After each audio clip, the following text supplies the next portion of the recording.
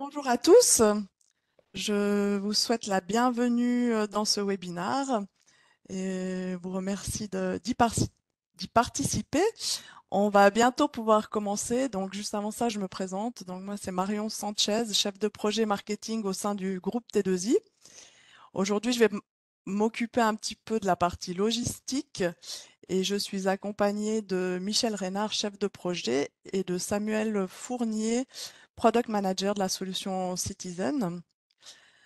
Donc, avant de leur passer la parole, je vais vous laisser prendre connaissance de quelques points techniques qui vont vous permettre d'avoir des conditions optimales pour suivre le webinaire.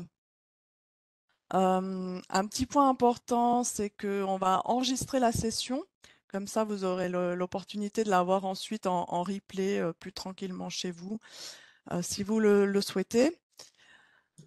Pour essayer de respecter le timing, on va également vous donner la possibilité de poser des questions donc via le chat qui se trouve en bas à droite de votre écran.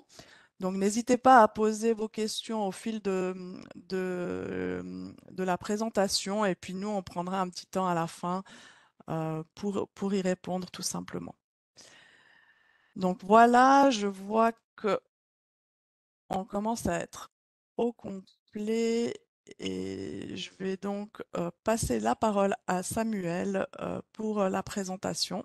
Je vous souhaite, un bon webinaire. À tout à l'heure. Merci Marion. Bonjour à toutes et à tous. Bienvenue à ce webinaire Nouveautés Citizen. Dans la continuité des événements qu'on a réalisés en fin d'année passée, on souhaitait cette année garder le contact avec vous, avec ces webinaires produits, en complément du What's New que vous avez reçu dernièrement. L'objectif de ce webinaire est de vous présenter un petit peu plus en détail certaines améliorations, certaines nouveautés de Citizen.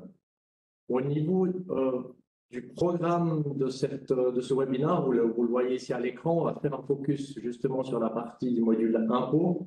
Je suis accompagné par Michel, le chef de projet spécialiste des impôts, de notre côté, qui va vous présenter en live certaines nouveautés. On ne va pas aller dans le détail de toutes ces fonctionnalités, mais ce qu'on souhaitait faire, c'était d'avoir un petit survol en complément du What's New pour vous permettre de mieux comprendre, de mieux appréhender ces nouveautés. Ensuite, on profitera aussi de l'occasion pour vous dire qu'est-ce qui est en cours de développement et qu'est-ce qui va arriver au niveau de la roadmap, donc roadmap 2024 et évolution. Et puis, on profitera également de cette session pour vous faire un retour d'information sur les projets cantonaux avant de finaliser avec une session de questions-réponses. Voilà, par rapport aux principales fonctionnalités développées, donc comme je l'ai dit, au niveau de 23Q2, les principales fonctionnalités touchent le module impôt. On a simplement également réalisé au niveau de la gestion communale les développements CIMIC, qui est une obligation légale. Et voilà, aujourd'hui, on va faire le focus sur ces améliorations impôts, puisqu'il y en a un certain nombre, comme vous le voyez ici à l'écran, et puis elles sont importantes. Donc, le premier élément qu'on voulait vous communiquer aujourd'hui, c'est le nouveau configurateur d'éléments de taxes et subventions. Donc ça, c'est une nouvelle fonctionnalité qui est disponible au niveau des impôts pour vous permettre de paramétrer encore plus finement les taxes, les subventions et les différents subsides. Cette nouveauté est déjà utilisée par plusieurs communes pilotes et on l'a encore améliorée en 23Q2. Et vous allez le voir, on est encore en train de l'améliorer maintenant durant ce trimestre de développement. Ensuite, un point qui est également important, une nouvelle fonctionnalité importante et qui est attendue par passablement d'entre vous, c'est la nouvelle fonctionnalité du chargement du fichier SCC, du fichier du service cantonal des contributions pour la taxation des contribuables. Donc, c'est sur cet élément-là qu'on va rester peut-être un peu plus focus au niveau du live tout de suite avec Michel. On a également profité du développement de ce chargement du fichier SCC pour le faire aussi pour les personnes morales. Donc ça, c'est un développement qui est actuellement en cours, mais vous allez voir, les fonctionnalités de base sont aujourd'hui prévues pour filtrer, pour traiter, pour gérer également les fichiers de type personne morale. Et également concernant, en lien avec ce chargement du fichier SCC, le traitement des données permis B et les répartitions intercommunales.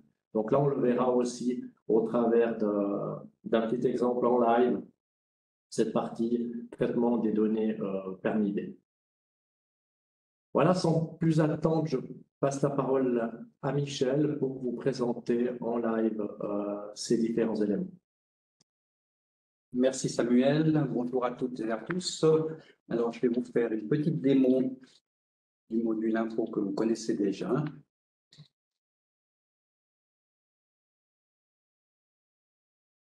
Donc pour commencer, nous allons voir la partie taxes et subventions.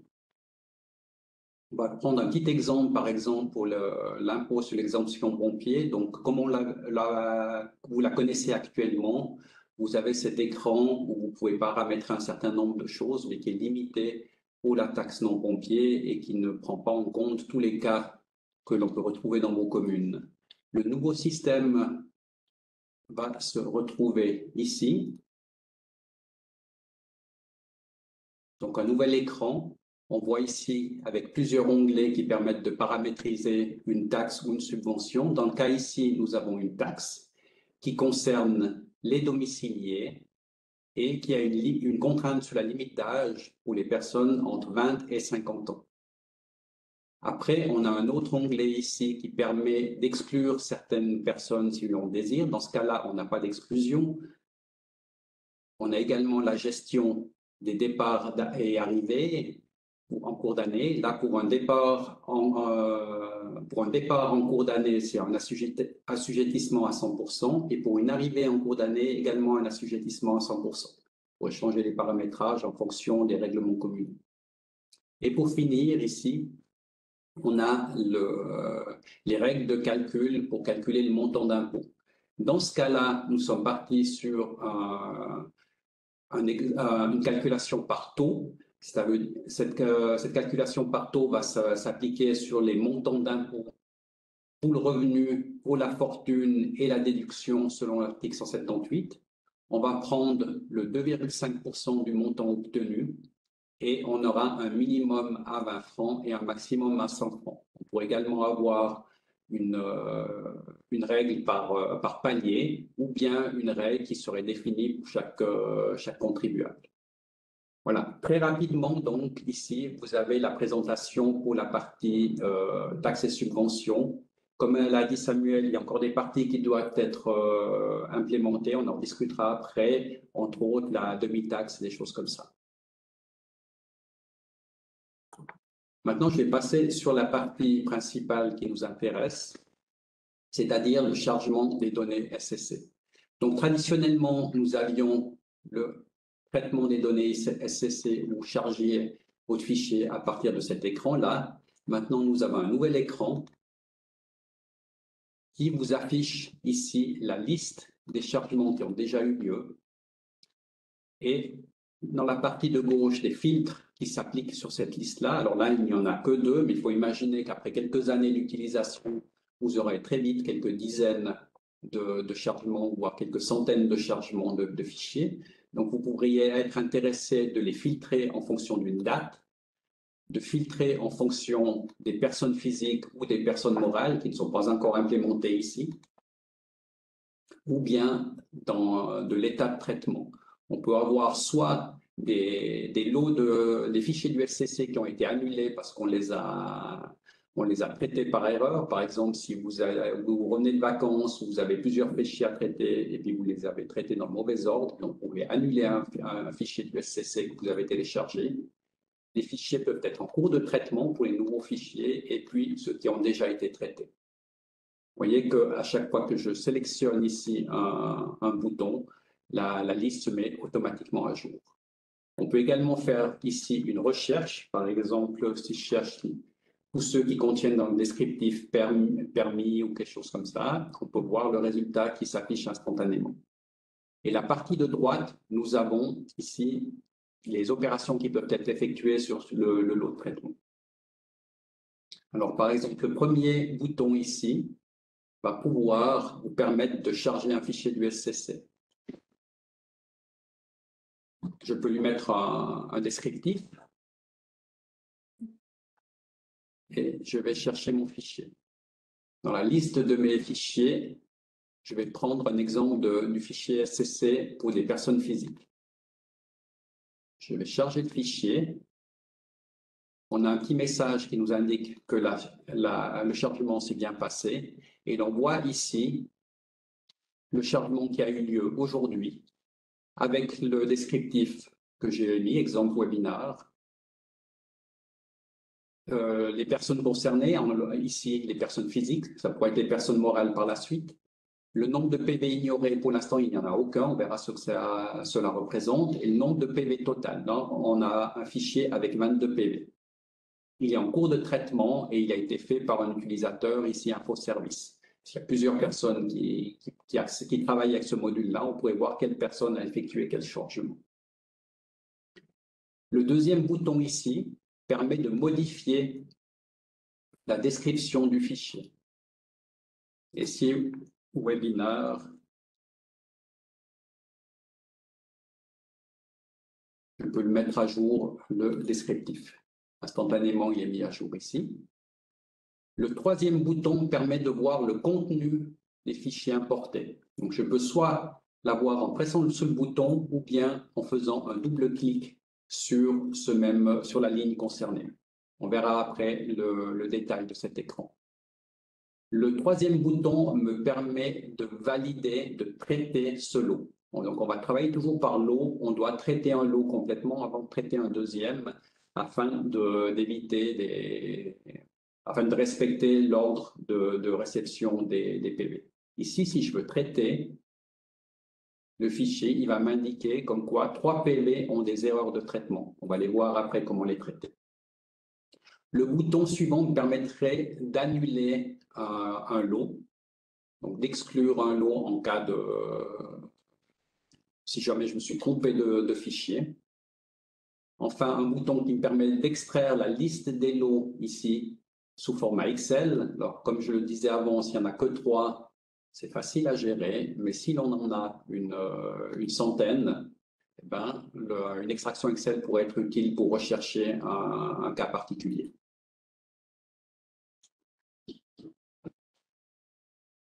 Et finalement, on peut voir l'historique des traitements qui ont eu lieu sur ce lot-là. Alors, dans le cas là, si l'on regarde, on a eu le chargement du PV.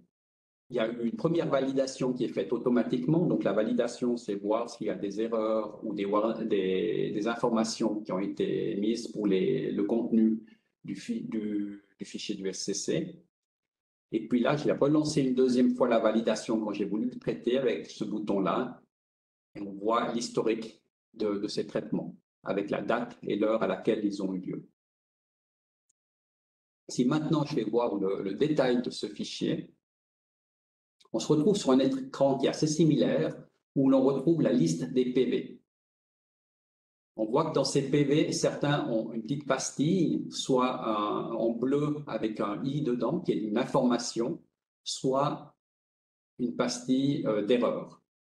Alors, par exemple, ici, on a une information comme quoi le nombre d'enfants entre le PV du SCC et la gestion communale sont différents. Ça peut être tout simplement parce qu'une partie des enfants n'habite pas avec la personne et sont domiciliés dans une autre commune. Et puis, on a des erreurs. Par exemple, ici, la catégorie de contribuables est manquante. Donc, pour ce contribuable-là, en 2020, ici nous avons l'année, il nous manque la catégorie contribuable. Donc, dans cette liste-là, on a ces pastilles qui nous indiquent s'il y a des informations ou des erreurs. On a le nom du contribuable, le numéro du contribuable, l'année de taxation. On pourrait avoir plusieurs, ici c'est tout du 2020, mais on pourrait très bien avoir plusieurs années mélangées. Le type de taxation, on peut voir ici qu'il y a une prestation en capital. Le nombre de jours de taxation, la date de la taxation et le statut. Donc là, ils sont tous à traiter. Maintenant, quand il y a des erreurs, je pourrais en exclure. On va voir ça, comment faire cette opération. La partie de gauche nous affiche également des filtres, donc tout comme l'écran d'avant. On peut filtrer soit par le type de taxation, par exemple, les rentes en capital, ou bien les bénéfices de liquidation, il n'y en a pas, ou bien les taxations de base. On pourrait également filtrer par le statut, donc à traiter, c'est le statut actuel. S'ils ont déjà été traités, c'est une fois que les bordereaux ont été générés, ou s'ils ont été exclus. On peut aussi les traiter par erreur, tous les bordereaux avec erreur, par exemple, ou sans erreur. On peut également traiter pour une erreur particulière, contribuable non attribué, tous ceux qui ont un contribuable qui n'est pas attribué apparaissent ici. En l'occurrence, il n'y en a qu'un seul. Et également ici, avec les avertissements, donc nous avons le même principe, avec avertissement ou sans avertissement. On voit par exemple qu'il y a des erreurs ici et des avertissements, puisqu'il apparaît dans la liste. Dans les pastilles, l'erreur prime sur l'avertissement. Et on peut également faire une recherche pour un avertissement particulier.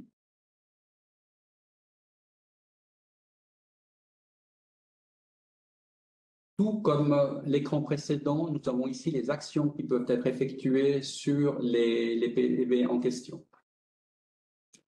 Le premier bouton vous permet de voir la gestion de ce contribuable, du contribuable sélectionné. Ici, nous voyons que l'année était 2020. On voit dans ce cas-là que 2020 n'existe pas encore, qui va être importé. Ici, une nouvelle fonctionnalité qui vous permet de voir le contenu du fichier du SCC. Cet écran a déjà été modifié par le dev, donc il va être un peu différent. Ça va être affiché sous forme de tableau et en plus, on ne verra que les lignes qui n'ont pas de valeur. Donc ici, vous avez tous les champs compris dans le PV du SCC. Donc, vous pouvez voir qu'il y a quelques centaines de champs. Il y a beaucoup d'informations, mais le cas échéant, ça peut vous permettre de retrouver ou de comprendre le comment du pourquoi d'une erreur. On peut également voir les informations sur la personne. Donc, on a une vue sur la gestion communale qui vous permet de voir les différentes informations stockées dans la gestion communale. On peut ici valider, revalider un PV. Par exemple, ici, cette personne-là, on voit que la catégorie est manquante. Si, comme la catégorie est manquante pour 2020, si en double-cliquant sur la ligne, j'arrive sur la gestion des contribuables, je peux aller dans la fiche des contribuables, je vois qu'en effet, 2020 est manquant, je vais là rajouter l'année.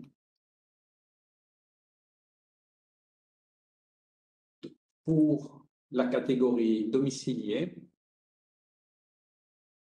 j'enregistre et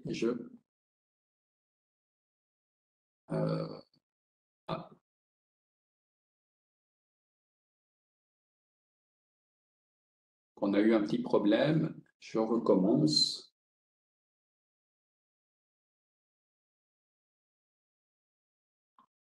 Domicilié. Enregistré, voilà. 2020 a été enregistré. Je quitte l'écran. L'enregistrement ici, le PV est toujours en erreur. Je le fais revalider.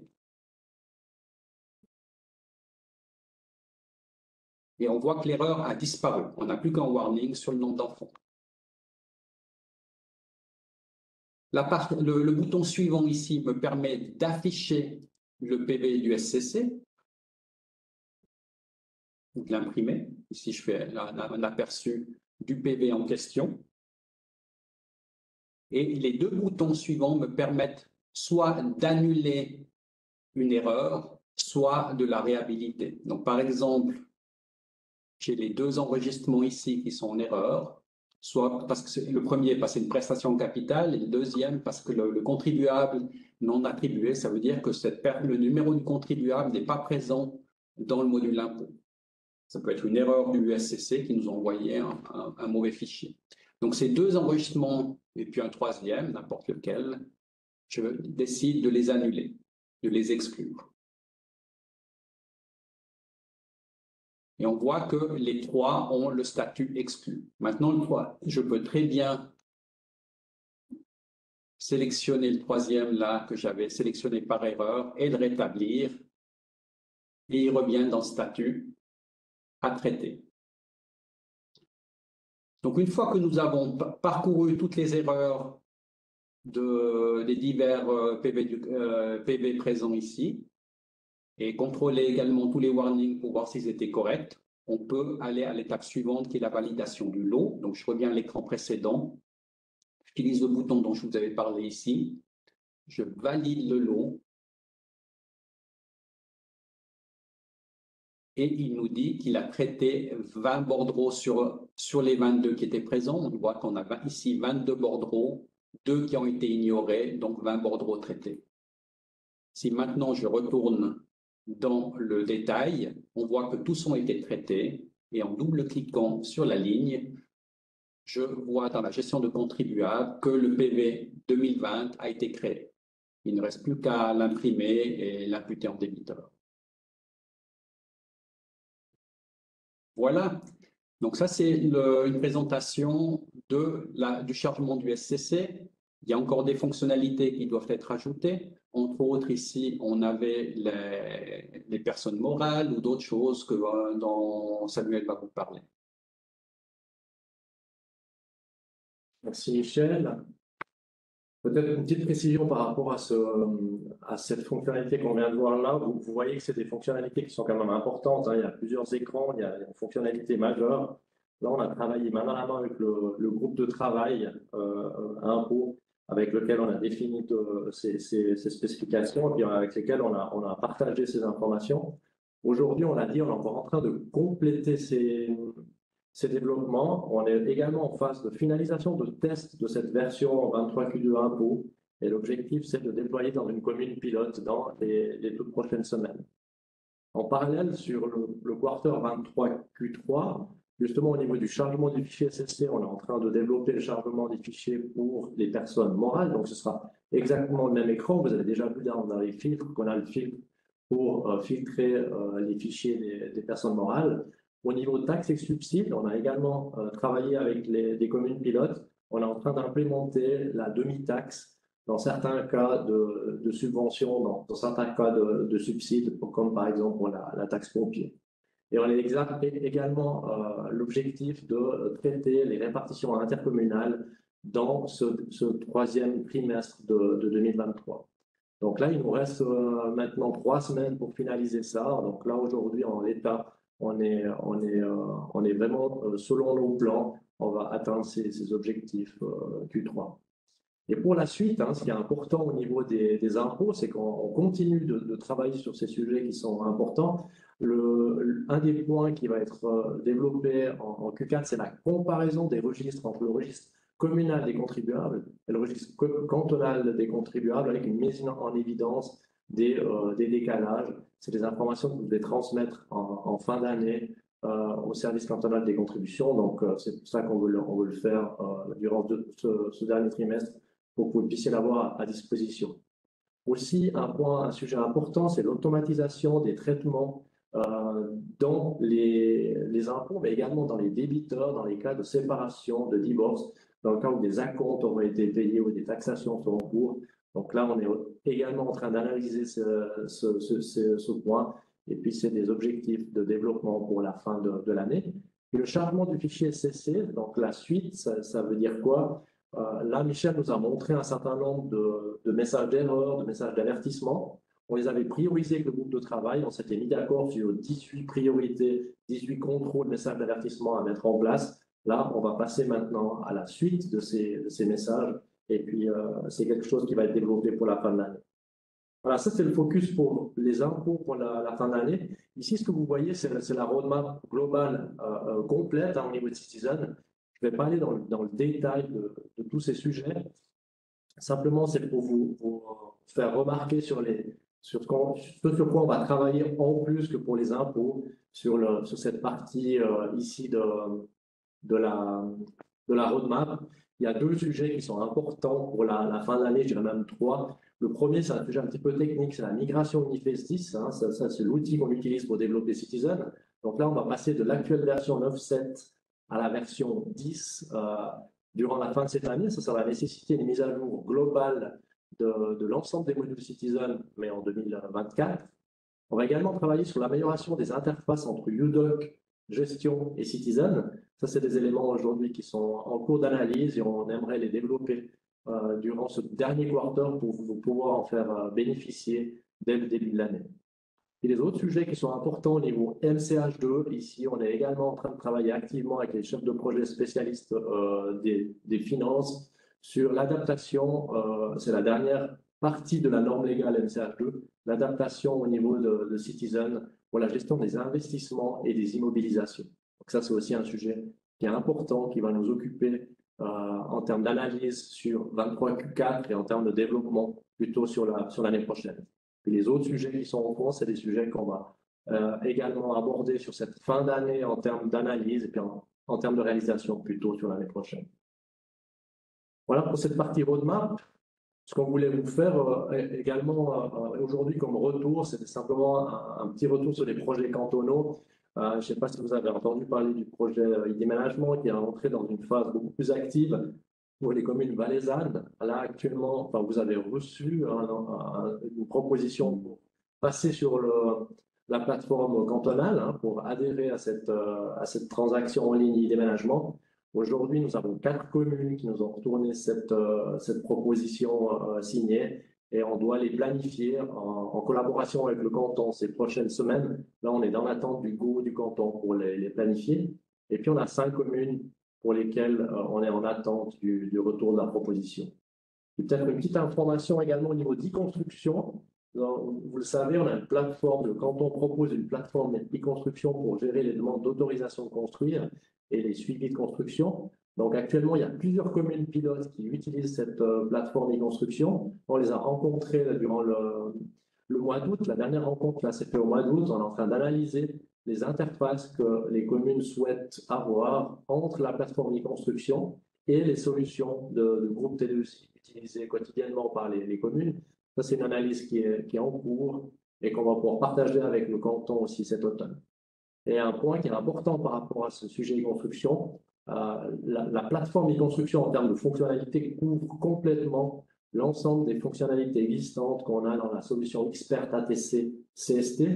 Donc là, nous, aujourd'hui, en collaboration avec le canton, mais aussi et surtout avec ses communes pilotes, on prévoit, et ça c'est quelque chose qui va encore être annoncé largement à l'ensemble des communes, mais voilà, on prévoit une exploitation encore de la solution ATC-CST jusqu'au 31/12/2024, donc jusqu'à la fin de l'année prochaine, pour permettre une transition en douceur, on va dire, du système ATC-CST vers la plateforme cantonale e-construction. Voilà pour les informations au niveau des sujets cantonaux, des projets cantonaux. Donc on a très bien respecté le timing, il est 11h29. Et je repasse la parole à Marion pour la session de questions-réponses. Oui, merci Samuel et merci Michel pour cette présentation. Alors, on n'a pas eu de questions-réponses, de questions, pardon, aucune question pendant la présentation, donc n'hésitez pas à les poser si vous en avez encore quelques-unes, mais c'est vrai que la présentation était claire et complète. Par contre, bah là, on répond volontiers aux questions. En attendant, je profite pour faire un petit rappel, simplement vous rappeler qu'on sera présent à la Foire du Valais avec un événement client. Donc la thématique traitée sera la digitalisation des organisations romandes. Et puis, ben voilà, on présentera les résultats d'une étude sur le digital au sein des services RH. On aura aussi des démos GED et puis une conférence voilà, sur la digitalisation des organisations en Suisse romande. Donc n'hésitez pas à vous inscrire. Donc là, vous avez le lien où vous retrouvez tout le programme et les inscriptions. Et bien sûr, on est toujours à dispo pour vos questions, mais toujours aucune question. Donc je pense qu'on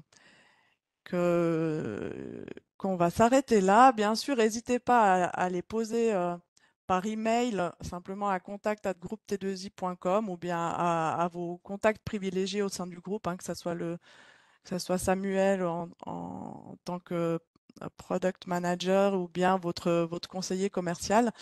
On se fera un plaisir d'y répondre. Merci à tous pour votre participation. Et puis, ben, moi, il me reste à vous souhaiter de passer une très belle journée. Merci encore à Samuel et Michel. À bientôt. Merci à tous, bonne journée. Merci. Au revoir, bonne journée. Au revoir. Au revoir.